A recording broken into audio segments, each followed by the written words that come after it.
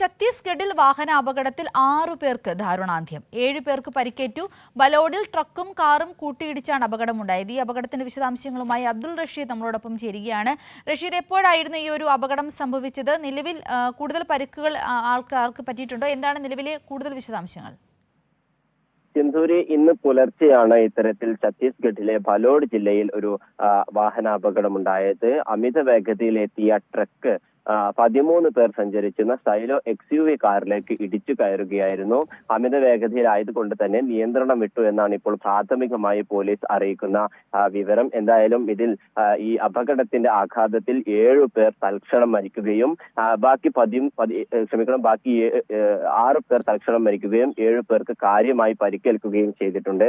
എന്തായാലും ഈ ധോണ്ടി പോലീസ് സ്റ്റേഷന് സമീപമുള്ള ഭാനു പ്രതാപ്പൂർ ദില്ലി രാജര ഈ റോഡിലാണ് ഇത്തരത്തിലൊരു അപകടമുണ്ടായിരിക്കുന്നത്. എന്തായാലും വലിയ രീതിയിലുള്ള ഒരു അപകടമാണ് ഉണ്ടായത്. 6 പേർ തൽക്ഷണം മരണപ്പെടുകയും 7 പേർക്ക് വലിയ രീതിയിൽ ഗുരുതരമായിട്ടുള്ള പരിക്കേൽക്കുകയും ചെയ്തിട്ടുണ്ട്. എന്തായാലും പരിക്കേറ്റവരെ ആശുപത്രിയിൽ പ്രവേശിപ്പിച്ചിട്ടുണ്ട്. ഇവരുടെ ആരോഗ്യസ്ഥിതിയൊക്കെ തന്നെയും പരിശോധിച്ചു വരികയാണ്.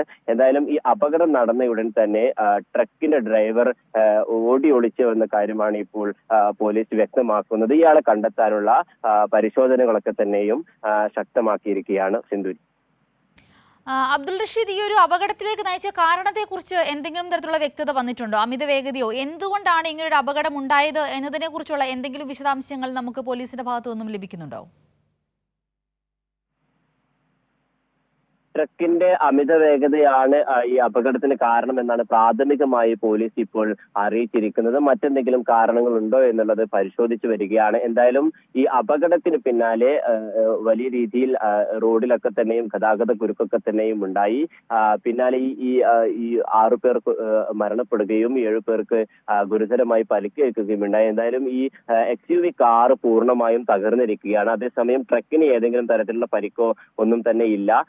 എന്തായാലും ഈ അപകടം ഉണ്ടായ ഉടനെ തന്നെ ട്രക്ക് ഡ്രൈവർ ഓടി ഒളിച്ച് എന്നൊരു കാര്യമാണ് ഇപ്പോൾ പോലീസ് വ്യക്തമാക്കുന്നത്. എന്തായാലും ഇയാൾക്ക് വേണ്ടിയുള്ള പരിശോധന ശക്തമാക്കിയിരിക്കുകയാണ്.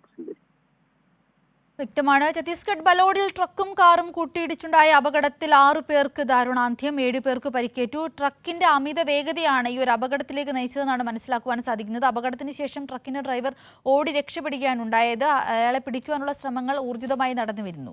അബ്ദുൾ റഷീദാണ് വിശദാംശങ്ങൾ നൽകിയത്.